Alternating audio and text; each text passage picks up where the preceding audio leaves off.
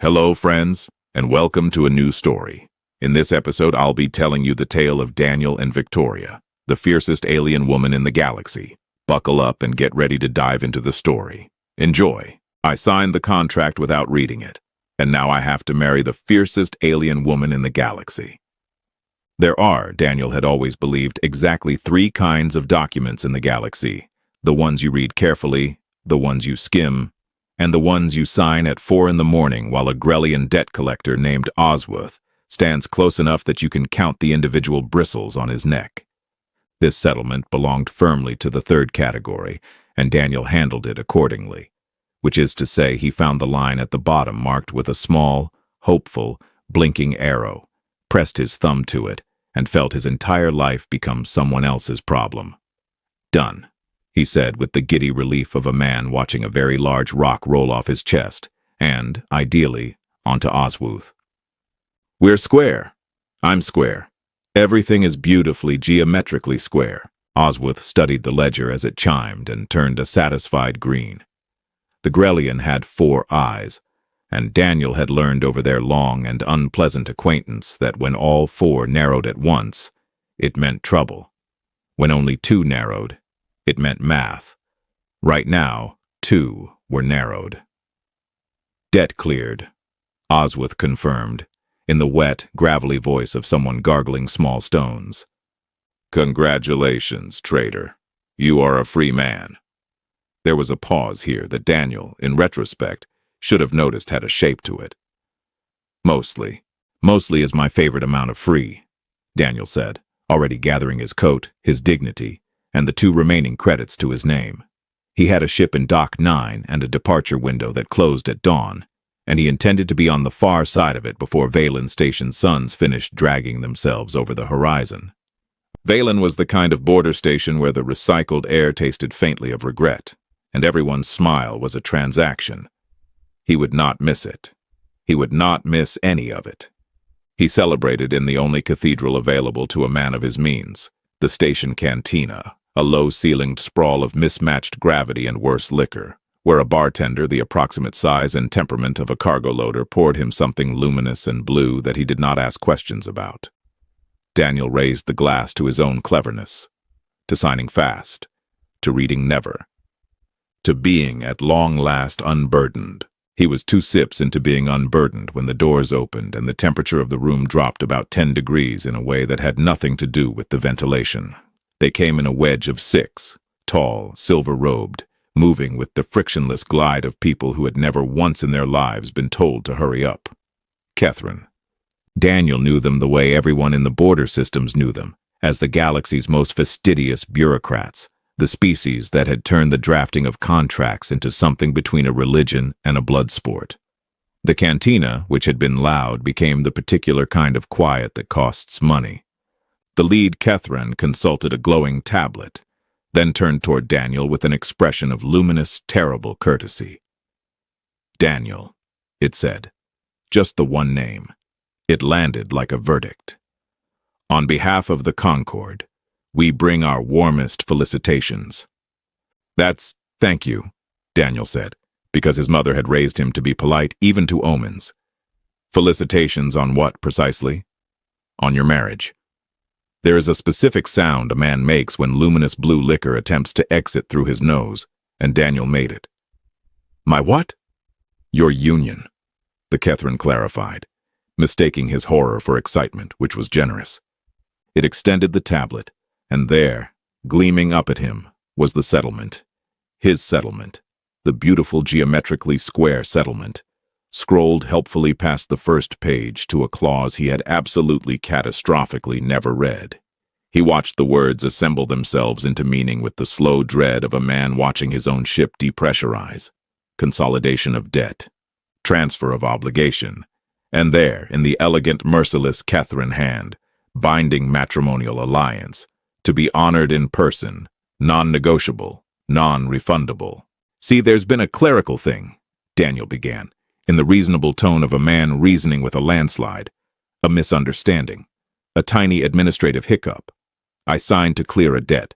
I did not sign to acquire a spouse. You signed both, the Catherine said gently. They were the same signature. We find it more efficient. Efficient, Daniel repeated. Right. And who, hypothetically, did I efficiently marry? The Catherine's expression did something complicated, which on a Catherine meant it had located a feeling and disapproved of it. Around the cantina, several patrons had begun, very quietly, to leave. The enormous bartender set down the glass he was polishing with the careful finality of a man who had decided he was no longer part of this conversation. Her lineage is extensive, the Catherine said. Her titles more so. Across 3 systems, she is known by one. It paused, and in that pause, Daniel felt the whole rickety architecture of his good fortune groan. You may know her as the Crimson, warlord of the outer reaches, she whose name, we are given to understand, tends to empty establishments such as this one. Daniel looked around the cantina. It was, he noticed, now almost entirely empty. Ah, he said faintly. That one. The Catherine vessel that carried Daniel to his own wedding was, he decided somewhere around the 2nd day, deliberately designed to give a man time to reflect on his choices. Everything about it was slow and smooth and inevitable. The silver corridors that curved without ever quite turning, the food that arrived unbidden and nutritionally complete and about as flavorful as a legal disclaimer, the total absence of anything resembling an emergency exit. He had asked one of the silver-robed attendants on the first day whether there might be any procedure for annulment. The attendant had looked at him with the pity one extends to a child asking whether the sun might, this once, rise in the west, and said, "The contract is honored in person, Daniel. All questions resolve themselves upon arrival." Which was the kind of answer that resolved nothing and menaced everything. So Daniel did what he always did when the universe had him cornered. He built himself a monster to be afraid of. It passed the time. By the time the fortress swung into view, a jagged crown of black stone and older metal clinging to a moon that had clearly lost several arguments with passing asteroids, he had assembled a truly magnificent picture of the woman awaiting him. 9 feet tall in his imagination. Tusks, possibly. Skin the deep arterial red of a fresh battlefield, because they didn't call her the Crimson for her sparkling personality. He pictured a throne made of the melted-down weapons of her enemies and a voice like a landslide with opinions. By the time the shuttle set down in a hangar large enough to lose a small moon in, Daniel had frightened himself so thoroughly that he was almost calm, in the way that a man very high up eventually stops feeling the height. They walked him through halls built to make a person feel small. Vaulting ceilings, banners hung like the skins of defeated seasons, guards who tracked him with the flat professional attention of people who had removed troublesome guests before and found it uncomplicated. Daniel smiled at each of them. 2 of them looked away, which he chose to interpret as flustered, rather than embarrassed on his behalf. And then the great doors opened onto a hall of black glass, and the monster he had built came apart in his hands. She was standing, not sitting on any throne of melted weapons, at the far end beside a wide window that looked out over the pitted gray plain of the moon. She was tall, but not impossibly so. Tall the way a blade is long. All economy, nothing wasted. Her skin was red, yes, but not the lurid battlefield red of his imagination. A deep, warm crimson, like something between clay and firelight, and across it ran the pale silvered lines of old scars, a dozen of them, worn not like wounds but like punctuation, each one ending a sentence someone else had been foolish enough to start. Her hair was dark and bound back with brutal efficiency, and rising from it, unmistakable, elegant, and entirely unexpected, were 2 long, tapering, pointed ears. The sort of ears the storybooks of Daniel's childhood had hung on woodland spirits and duplicitous princes.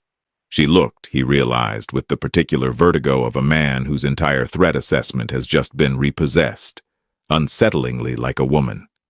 A woman who could presumably kill him with any given object in the room, including the room, but a woman. "You're Daniel," she said.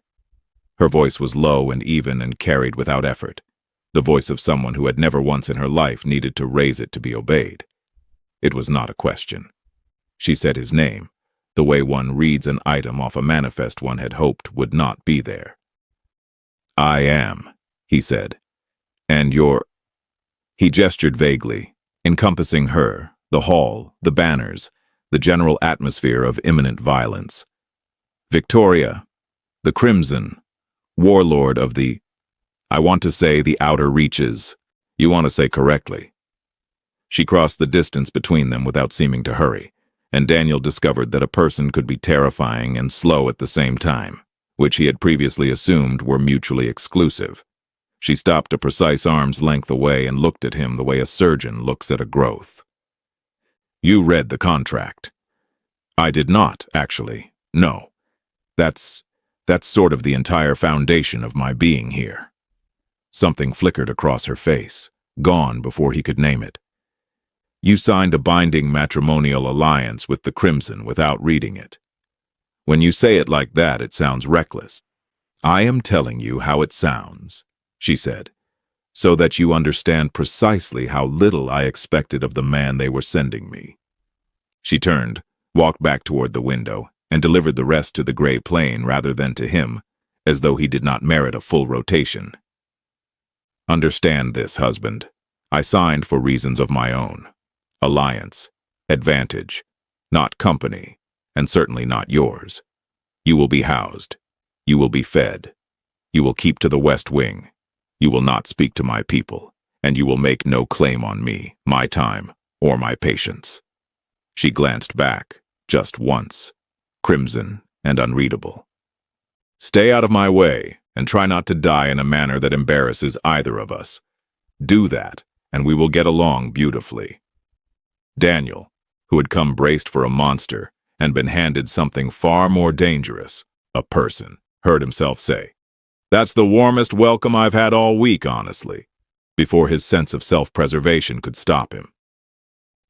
She stared at him, and for exactly one heartbeat, before the cold slid back down over her face like a visor, Victoria looked less like a warlord and more like someone who had genuinely not known what to do with that. The West Wing, Daniel discovered, was where the fortress kept the rooms it wanted a person to feel unimportant in. His quarters were vast and cold, and appointed with the specific luxury of a place that had never expected to be lived in. A bed you could hold negotiations on, a window that framed the dead gray moon like a painting nobody had asked for, and a silence so total that on the first night he found himself narrating his own movements aloud just to have company. "And now Daniel crosses the room," he informed the empty air. The crowd goes wild. He locates a water dispenser, still wild. The dispenser produced something that tasted faintly of iron and disapproval. He drank it anyway. A man in his position could not afford to be picky about which fluids resented him. He was supposed to keep to the West Wing. He lasted, by his own generous estimate, about a day and a half before boredom did to him what no debt collector ever had, and drove him out into the fortress to be a nuisance. The trouble was that Daniel had never in his life met a person he could treat as furniture, and Victoria's staff, however much they'd been trained to move through the halls like weather, were people, and so he talked to them.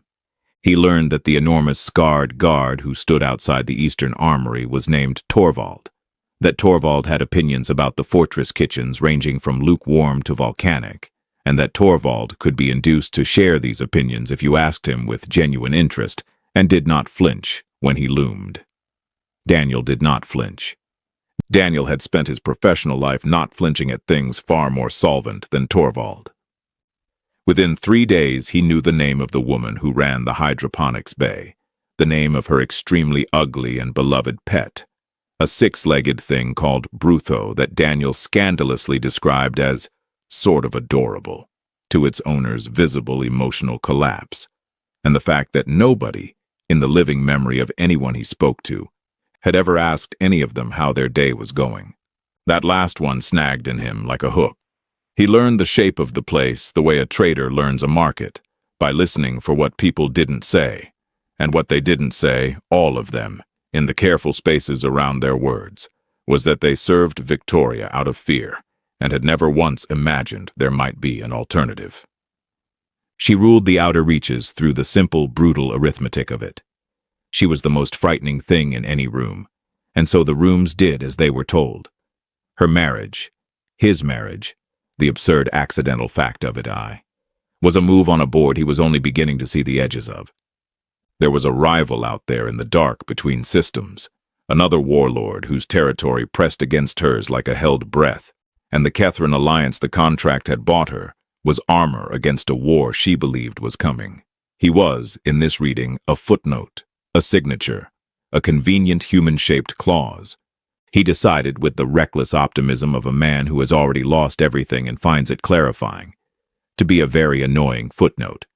He started leaving the West Wing at mealtimes and eating in the vast central hall at the enormous empty table, where Victoria dined alone at the far end with the grim efficiency of someone refueling rather than eating. The first time, she looked at him across 40 feet of black glass table with an expression that could have descaled a hull. He waved. She did not wave back. He ate his iron-flavored dinner anyway and told Torvald, loudly, that it was better than the last 3 ships he'd flown on, which was both a compliment to the kitchen and a genuine indictment of his career. By the 4th such dinner she spoke. "Why are you here?" she said. Not to the hall, to him. "You put me in the West Wing. The West Wing is quiet. I've discovered I hate quiet. It gives me time to think about my life choices, and I are not currently on speaking terms. You could think about them somewhere I am not." "I could," he agreed cheerfully. "But then, who'd tell you the food's good?" He gestured at her untouched plate. "You're not even tasting it. That's a tragedy. Somebody worked hard on that. Probably terrified the whole time. But hard." Something happened in her face. The smallest fracture, quickly sealed. She set down her utensil. "You speak to me," she said slowly, as though examining a weapon she could not identify, turning it over, looking for the edge. "The way a man speaks who does not understand that I could have you removed." "Oh, I understand it completely," Daniel said. "I just don't think you will. You've had 4 dinners to do it, and instead you ask me a question. That's practically a marriage counseling breakthrough where I come from." She stared at him for a long, dangerous moment. He had the sense of standing very close to something enormous and asleep, and having just, very gently, poked it. "Finish your food," Victoria said at last, and returned to her own. But she did, he noticed, actually taste it this time. And when she thought he wasn't looking, one crimson brow lifted just slightly, in the private, grudging expression of a woman conceding a point she had not meant to lose. The war Victoria had been bracing for did not send a formal notice. Wars rarely do. They lack the manners of Catherine bureaucrats. It announced itself in the middle of the night with the fortress alarm, a deep arterial pulse that Daniel felt in his teeth before he heard it, and the particular quality of running footsteps that meant the running was not a drill. He did the sensible thing, which was to stay in the West Wing where he'd been told to stay. He managed this for approximately 90 seconds before doing the Daniel thing, which was to wander out into a crisis he had no business being in, because staying put while things exploded had never once felt like living to him. He found the central hall in chaos. Torvald bellowing coordinates, staff moving with the sharp economy of people who had rehearsed this fear, and at the heart of it, Victoria, in dark armor, looking exactly like the thing the storybooks had promised. This, Daniel thought, was the crimson the cantinas emptied for. He had almost forgotten she existed under all the dinners. "Zathari raiders," Torvald was saying, "breached the north hangar. It's the rival warlord's crest. This is Mulgrave's opening move. Then we answer it," Victoria said, and her voice had gone somewhere flat and cold and terrible. And Daniel understood suddenly that everyone in the room organized their entire lives around not being on the wrong side of that voice. What nobody had planned for was that the raiders had done their homework. A knot of them peeled off from the main assault and came not for the armory or the command deck, but for the West Wing, for him, because a human husband, to a mind like Mulgrave's, was not a person. He was leverage. A hostage was a sentence you could hold to someone's throat, and Daniel, who had spent his whole life being of no strategic value to anyone, discovered the deep unpleasantness of finally mattering. He heard them before he saw them. The wrong footsteps in the wrong corridor, and he did the only thing a man with no combat training and an excellent survival instinct could do. He ran, badly, and he thought, well. Zathari were tall, armored, and moved through the fortress with the confidence of predators who'd expected an easy grab.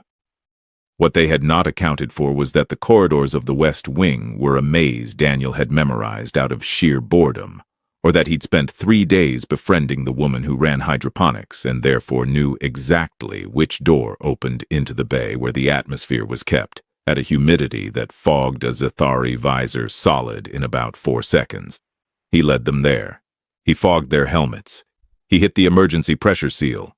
Brutho's owner had shown it to him proudly, the ugly, 6-legged pet snuffling at his boots the whole time, and locked the raiders in a room full of steam, and a very territorial creature with too many legs and strong opinions about intruders. It was not heroism. It was a con man's trick run on soldiers instead of marks, and it worked for the same reason cons always worked. Nobody expects the harmless thing to be dangerous. He did not come out clean.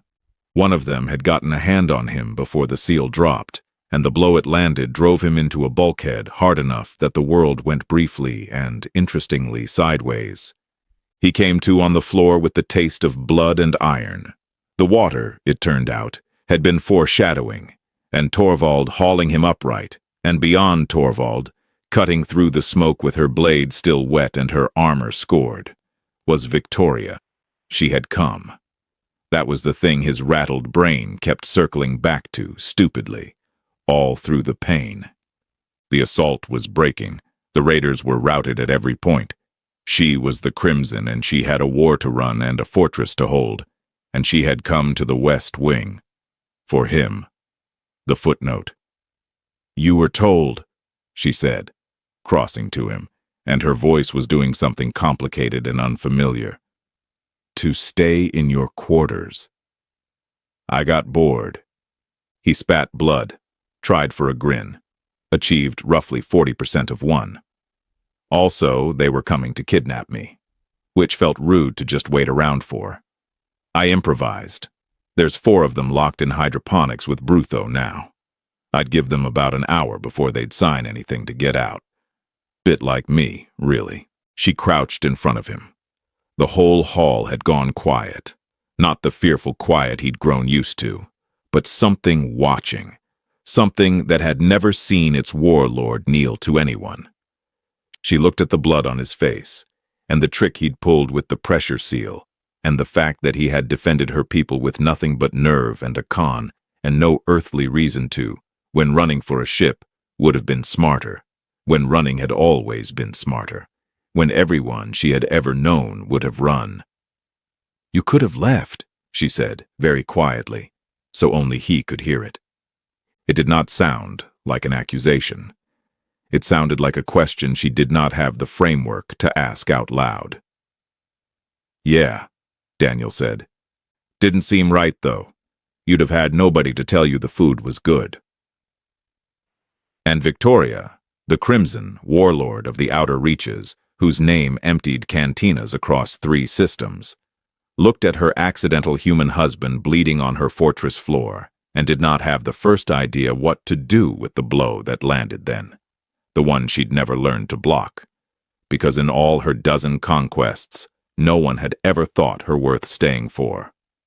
The healers patched Daniel with a device that hummed and hovered and knit his ribs back together with a sensation like being licked by static, and pronounced him bruised, cracked in 2 interesting places, and, their word, durable. He chose to take that as a compliment. He spent the following days moving through the fortress at the pace of a man made entirely of regret, and discovered that the place had changed shape around him without asking his permission. People nodded now. Torvald brought him a chair, unprompted, and stood beside it in what Daniel eventually understood was companionship. The woman from hydroponics informed him that Brutho had bonded with him, which was, apparently, a great and rare honor she seemed personally moved by. Daniel accepted it with the gravity it deserved, though privately he felt that being adored by a six-legged creature that smelled of wet electrical fire was a mixed blessing at best. Victoria came to find him on the third evening. She did not announce it. She simply appeared in the doorway of the room where he sat failing to read a Catherine manual on marital jurisprudence, and stood there as though she had wandered in by accident and would deny it under interrogation. "Malgrave will not stop at one raid," she said, which was, he was learning, how she said hello. The assault was a test. He was measuring my defenses and my alliances. And he learned that the Catherine contract is real, which is the only reason I have not already lost. She crossed the room and stood at the window, crimson against the gray moon. "It is also why he will come for the contract itself now. A treaty is only armor if both parties honor it. If the Catherine can be made to void it, to declare the marriage invalid, then I stand alone, and he moves." She said it flatly, a general reading a map.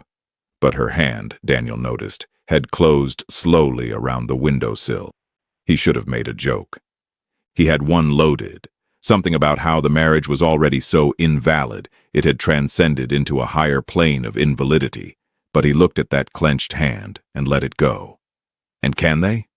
Void it? "There is one clause," Victoria said. "Catherine law permits dissolution if the union is proven to have been entered under fraud, if one party can demonstrate they were deceived into signing."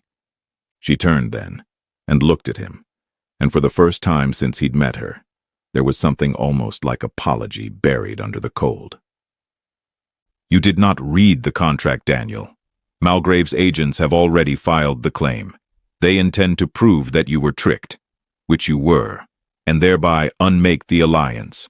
And to do that, they need you to say so, under oath, before a Catherine tribunal. They need you to swear you never wished to be bound to me at all." The room was very quiet.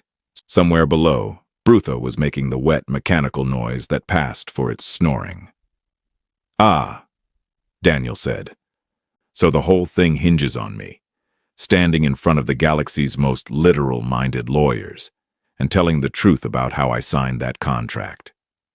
"Yes, which is that I signed it without reading it, to clear a debt, with no intention whatsoever of marrying anyone, let alone the fiercest woman in 3 systems. Yes." She said it without flinching, but she had gone very still, the stillness of someone who has already accepted the shape of the answer and is only waiting to have it confirmed. He realized, with a lurch, what this cost her to lay out so plainly, that she was handing him the exact words that would free him, telling him precisely how to walk out of her fortress and her life and take her only protection with him, because she would not con him into staying. Not him, not after the hydroponics bay. It was, he understood, the single most honest thing she had ever done, and she was doing it because he had somehow taught her that honesty was a thing a person might survive. "Victoria," he said slowly, "when I stand in front of that tribunal, are you asking me to lie?" "No." The word came out of her hard and immediate before she could dress it up. Then, quieter, and it clearly nearly killed her. "I am asking you nothing. I have spent my life taking what I needed by force or fear, and I find I cannot—" She stopped. Her jaw worked. A woman who had commanded fleets could not, it seemed, command this one sentence. "I will not make you stay. If you tell them the truth, I lose everything. But I will not have your loyalty the way I have had everything else, not through a clause. If it is not freely given, I do not want it." And there it was, the fracture he'd been watching for since the first dinner, the whole cold architecture of her come apart at last, not under Malgrave's raiders, but under the simple, unbearable weight of being offered a choice she had never once received herself. Daniel stood up, ribs protesting, and crossed to her, and did not make a single joke. Then here's the truth, he said. I signed without reading it. That part's real.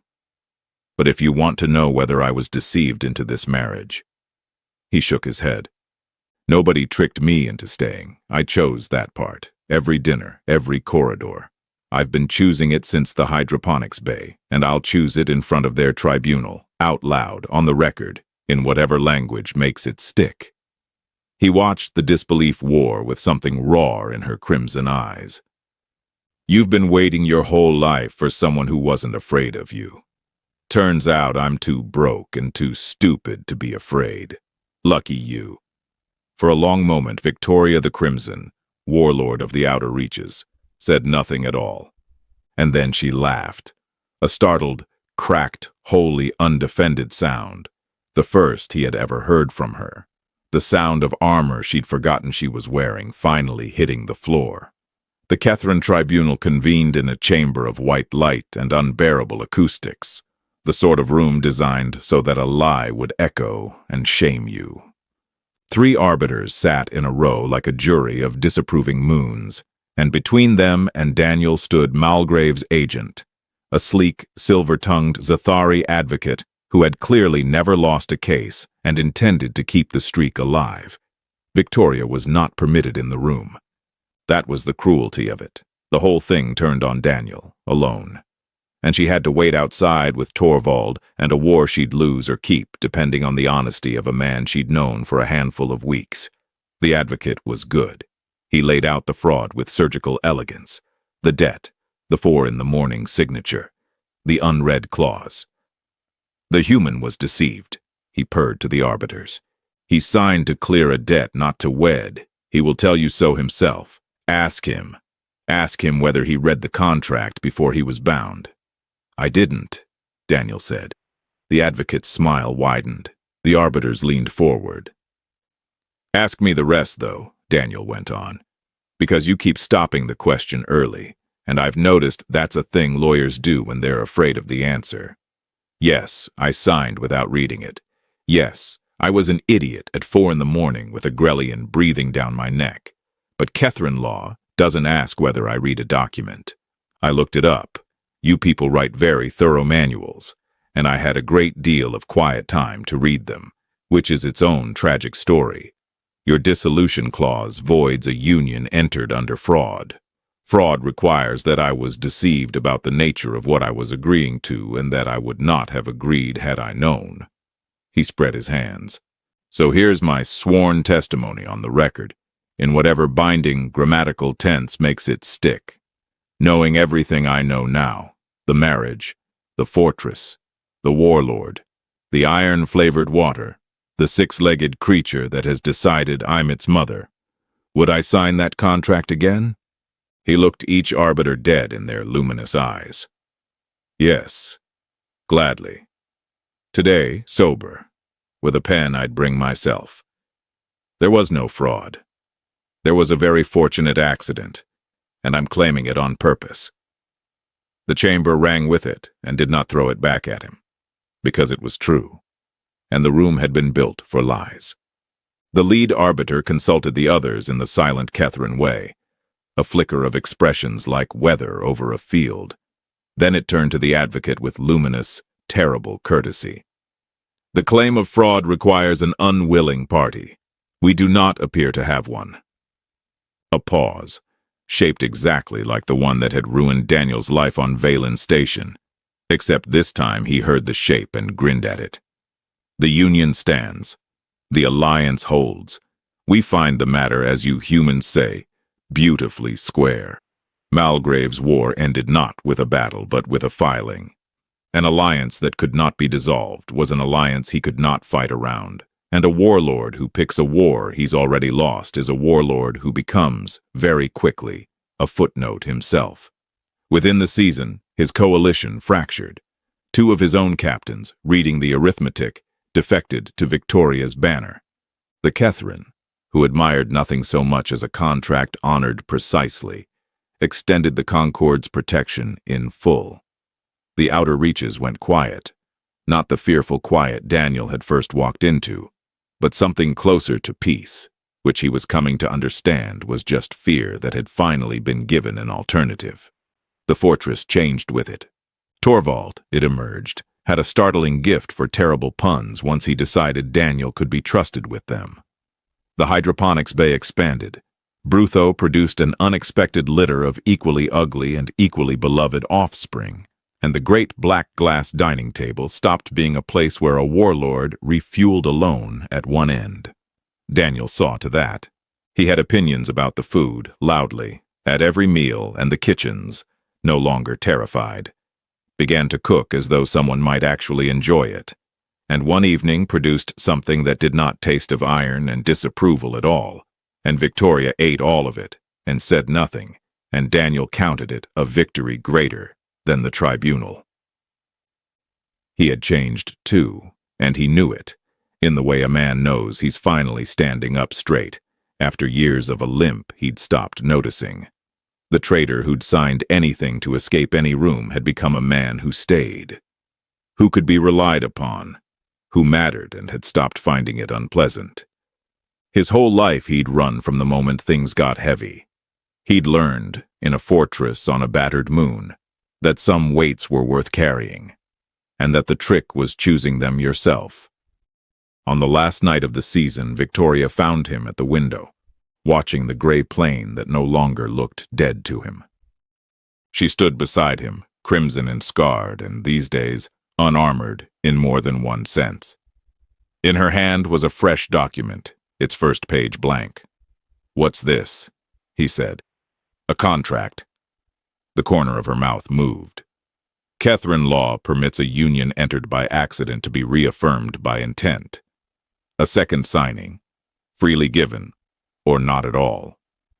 She held it out, and her hand, he noticed, and loved her for it, was not quite steady. "I will not con you into it.